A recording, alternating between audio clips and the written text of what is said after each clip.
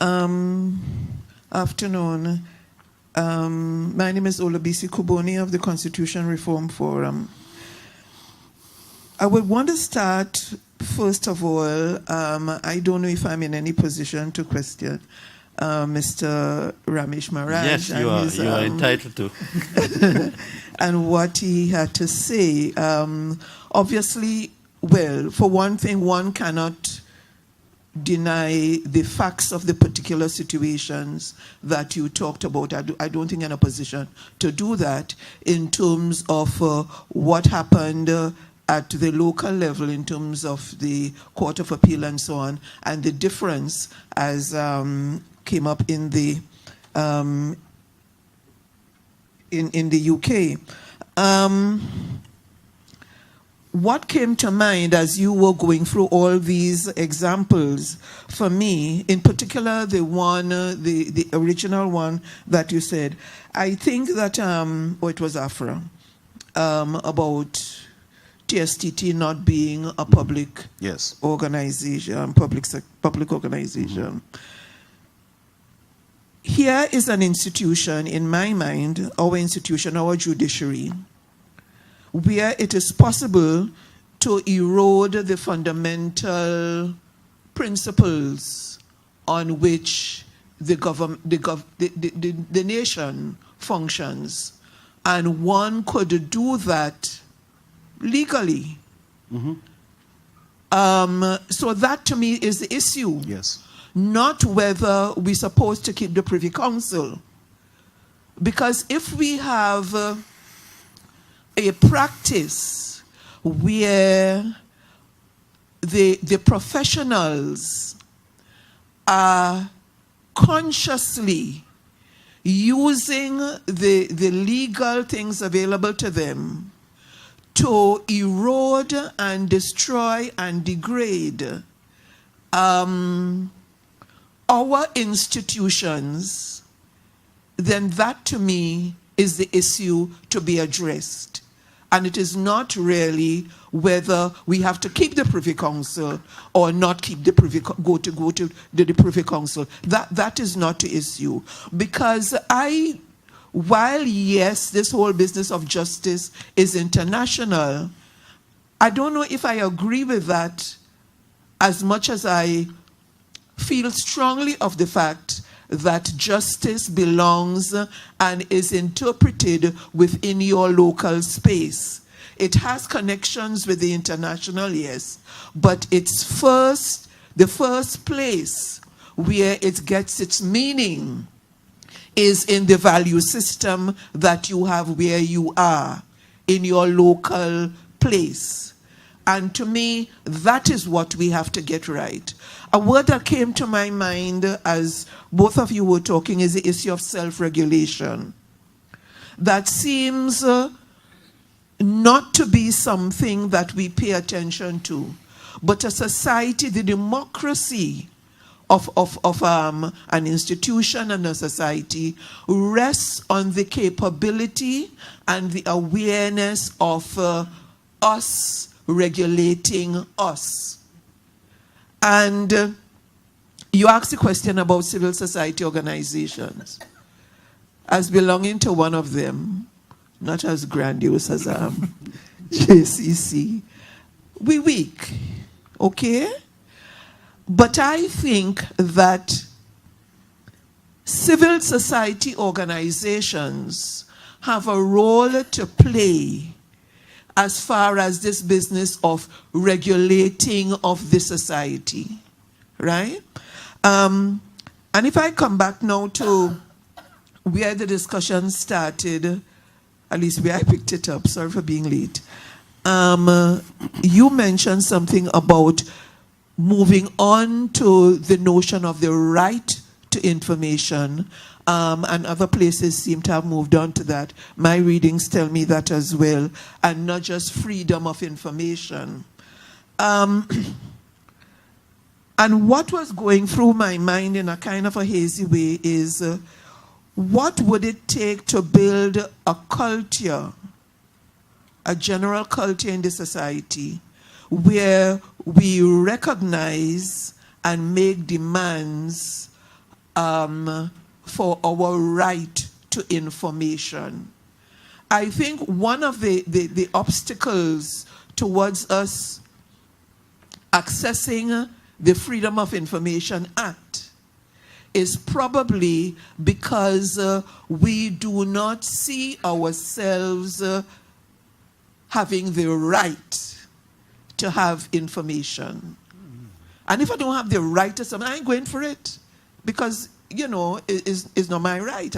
It's not something that I have any right to. So why, it's not going to come to my head that I should go through any process, you know, to get that information. The reason why Afra is doing all that, because he knows within himself that it is his right. And if you don't have that, then it is not going to happen. So therefore, one of the things that we have to try to work towards as civil society groups, as an individuals, conscious individuals, is building this notion that we of the right to information. One of the things, and I will end here, that concerns me, and this might be treading on dangerous ground, is the role of the media. And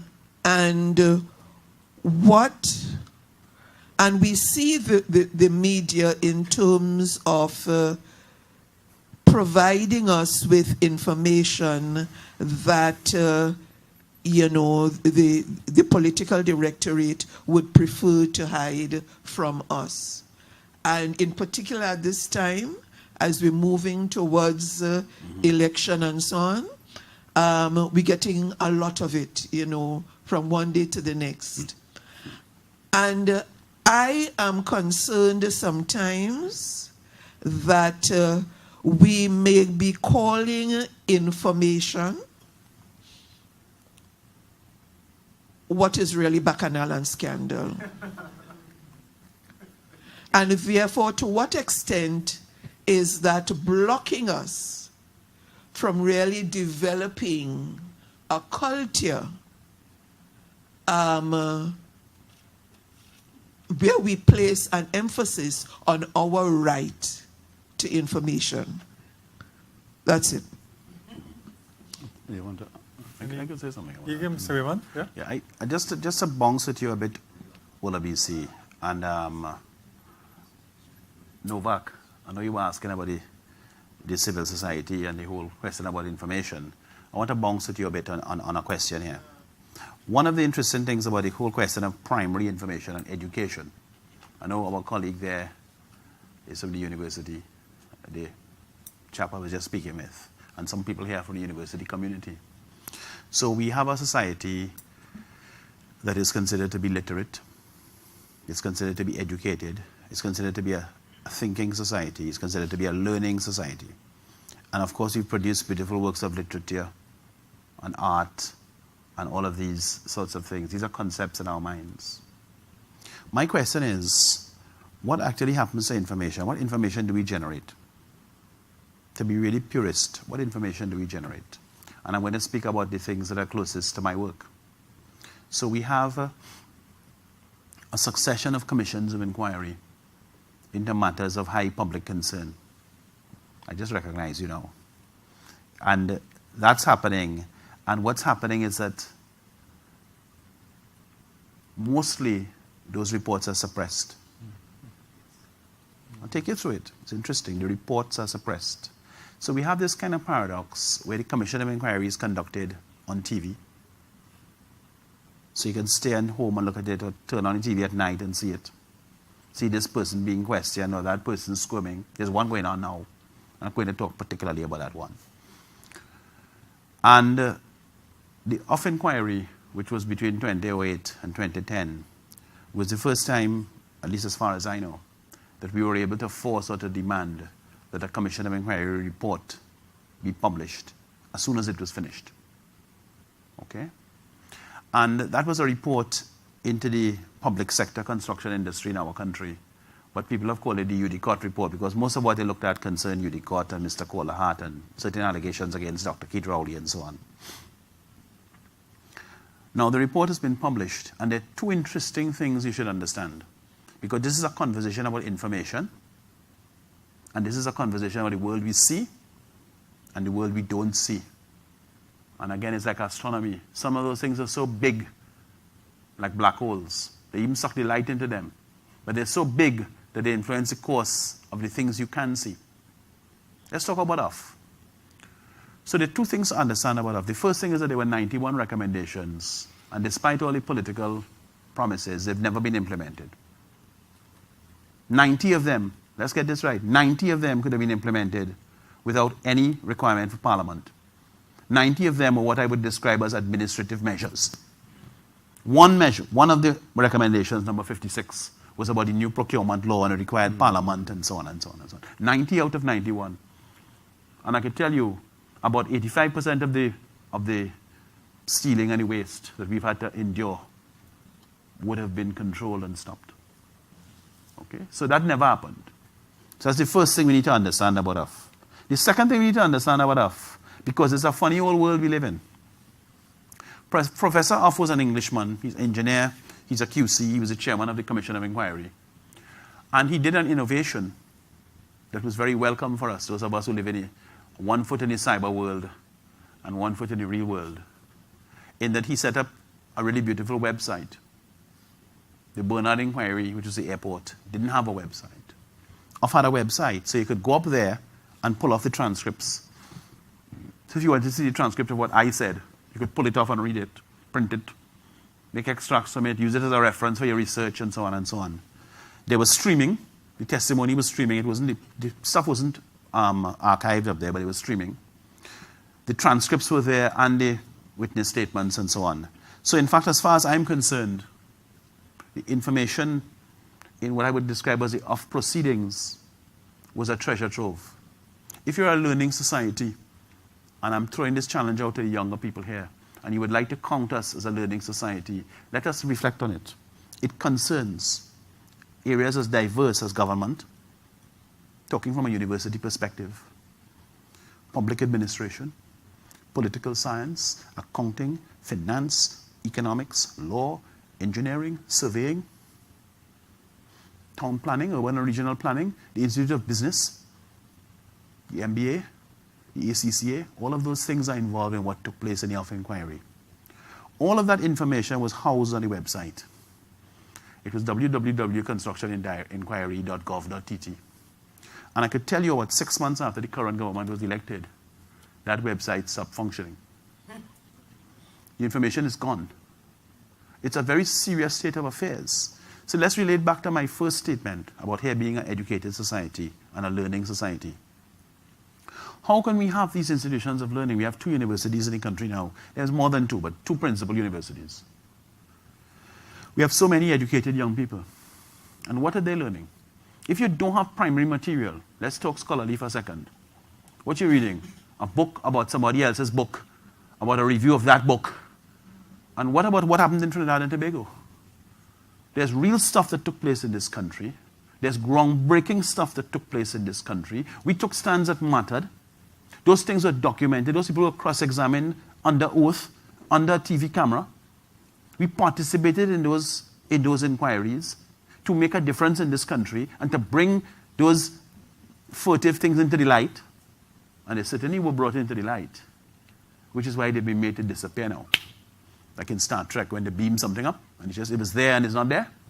So in fact, we were involved in a series of correspondence between Mr. Herbert Volney, between, what's the other lady? Chrislyn Moore. On one occasion, Chrislyn Moore even wrote and told me to tell you the kind of thing that happens. She even wrote and told me that the reason that she couldn't publish the proceedings from the UF inquiry was because the government was considering criminal proceedings, and to publish it would prejudice the case that they were going to some kind of lawyer thing like that. Something that had been on TV twice a day for the 2 years. Something that was on the internet. And it's nothing but garbage. And we have to get the conception, stand up straight, walk straight, hold your chin up high. We are educated people and we insist on the primary information about our country. I don't want to read no book about what anybody else did. Where's my book? And why has it been made to disappear? And let me give you a last warning before I close off. Right now, we are wading through the finishing stages of the Coleman Inquiry, the Coleman Commission, which is the Commission of Inquiry into the collapse of CL Financial and the Hindu Credit Union. The Hindu Credit Union report was delivered. It's 382 pages long. Justice Coleman delivered it. Justice Coleman delivered it in October last year. It's lodged in Parliament and it's there. 382 pages about Harry Hanarain and the Hindu Credit Union. I think the CL Financial part of it is going to be much longer. It's supposed to be ready in 2 or 3 months or 4 months or something. It's going to be much longer. It may be 1,000 pages or more. It's going to be substantial and there's going to be a tremendous amount of learning in there. Things that we must understand if we are not to make those same mistakes again. But I am assuring you, and this is where we get interesting about the boundary between what is seen and what's not seen. I'm assuring you of my belief. I'm making a prediction. If we are not vigilant, if we are not careful, one morning we would wake up, quite likely after the report is published, quite likely after an election, and discover that the Coleman Commission website has also been extinguished. So we need to be careful to preserve our gains. When I spoke about dismantlement, and we were dialoguing on dismantlement and civil society, so we have to be alert to that. The whole of us disappear. And if you're not careful, if you look sharp by Christmas, Coleman will be a distant memory. You know, they have some fanatics. I had some partners, and every morning he was about 4 o'clock in the morning taping the whole thing. And I thought it was kicksy. I used to talk to him and say, why are you doing that? And he said, boy, I just taping this whole thing. And he was right. And in fact, I myself run a website with my colleagues, some of them are here. And coming down to the end of off, I wasn't yet chairman of JCC. When he had made his report and so on, it was just published by John Jeremy and so. As we say in Trinidad, I get a vibes. And I tell my partner, I say, hey, what? Download everything there, you know. And my partner, Lego bought on them. There were things that they call bots. He Lego bought on them and he taped everything. And I could tell you, I have a copy of everything. And at the correct moment, I'd be republishing it. I have a copy, and somebody else has another copy too. Somebody with no name. So, we disclose it today, but not today. Not all the way. But in fact, the powers that be have discontinued the subscription or whatever, the link is dead. So we have to preserve those gains. I think that is why we all have to be vigilant. And there is a need for all groups to be vigilant. And I'm not criticizing anyone, but I think the educational institutions like the university, I mean, I used to always admire the aggressive and proactive role of the Guild of the University of the West Indies. And now we have more universities, and yes, for some reason, it's not there, it's not happening. Yeah. And I think there must be a reawakening. There must be an igniting of the spirit, and it may be that's a greater challenge to all of us, groups, individuals, to do more in order to make people more aware and sensitive to get involved. Because after listening to what you have just said, we have just remained silent on some of these important reports. Yeah.